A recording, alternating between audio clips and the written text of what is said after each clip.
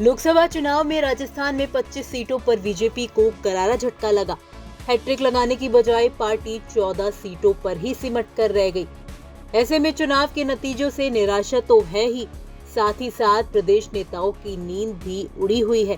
पिछले 2 दिनों से जयपुर में बीजेपी नेताओं ने डेरा डाल रखा है और प्रदेश मुख्यालय में घंटों मंथन हो रहा है। शनिवार को करीब 10 घंटे तक प्रदेश के नेताओं ने हार पर मंथन किया, तो वहीं दूसरे दिन रविवार को भी बैठक जारी है, जिसमें सीएम भजनलाल शर्मा, बीजेपी प्रदेश अध्यक्ष सीपी जोशी के अलावा पार्टी के दिग्गज जुटे हुए हैं। ऐसे में चर्चा है कि हार का ठीकरा किसके सिर पर फूटेगा। शनिवार को पूरे दिन पार्टी मुख्यालय पर मैराथन बैठकों का दौर चलता रहा। पहले दौर की बैठक में 7 लोकसभा सीटों पर चर्चा हुई। इनमें टोंक, सवाई माधोपुर, दौसा, झुंझुनू, नागौर, सीकर, चूरू और बाड़मेर सीट पर चर्चा हुई। लेकिन टोंक, सवाई माधोपुर और दौसा सीट के महामंथन में डॉक्टर किरोड़ी लाल मीणा शामिल नहीं हुए। शनिवार को किरोड़ी लाल मीणा माउंट आबू के दौरे पर रहे। बैठक में लोकसभा सीट से जिलाध्यक्ष, लोकसभा प्रभारी, प्रत्याशी सहित तमाम पदाधिकारियों से चर्चा हुई। एक-एक कर लोकसभा वार पूरा फीडबैक लिया गया।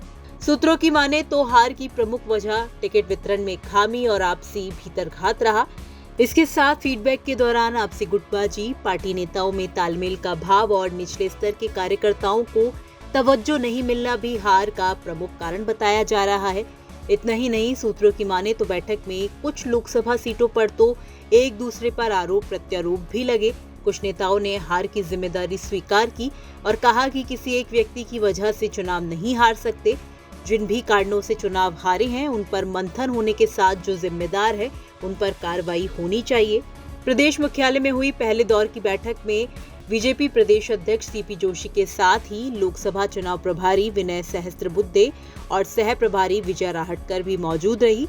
इतना ही नहीं, दोपहर बाद सीएम भजनलाल शर्मा भी बैठक में शामिल हुए। शनिवार देर रात बैठक खत्म होने के बाद बीजेपी के प्रदेश अध्यक्ष सीपी जोशी से जब हार की समीक्षा के कारण पूछे गए, तो इसको लेकर उन्होंने कहा कि बैठक में चुनाव परिणाम के साथ साथ आगामी योजनाओं को लेकर भी बातचीत हुई है।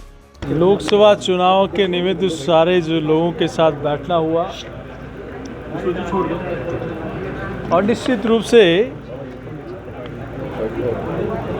जहां कहीं कमी होती है उसका चिंतन भी होता है, बातचीत भी होती है और आगामी कार्यक्रमों को लेकर 21 तारीख को योग दिवस, 22 तारीख को सुंदर सिंह जी भंडारी जी की जयंती, 23 तारीख को डॉक्टर श्यामा प्रसाद मुखर्जी की पुण्यतिथि, 25 तारीख को आपातकाल, मन की बात का कार्यक्रम 6 जुलाई को डॉक्टर श्यामा प्रसाद मुखर्जी की जन्म जयंती, ऐसे अनेक कार्यक्रमों को लेकर चर्चा या लगभग पूरा दिन और कल भी अभी सुझाव और परामर्श। शनिवार और रविवार को प्रदेश मुख्यालय में हुई बैठकों की रिपोर्ट केंद्रीय नेतृत्व को भेजी जाएगी। इसके बाद ही जिम्मेदारी तय होगी। आपका इसे लेकर क्या कुछ कहना है, कमेंट बॉक्स में हमें लिखकर बता सकते हैं। राजस्थान तक के लिए जयपुर से विशाल शर्मा की रिपोर्ट।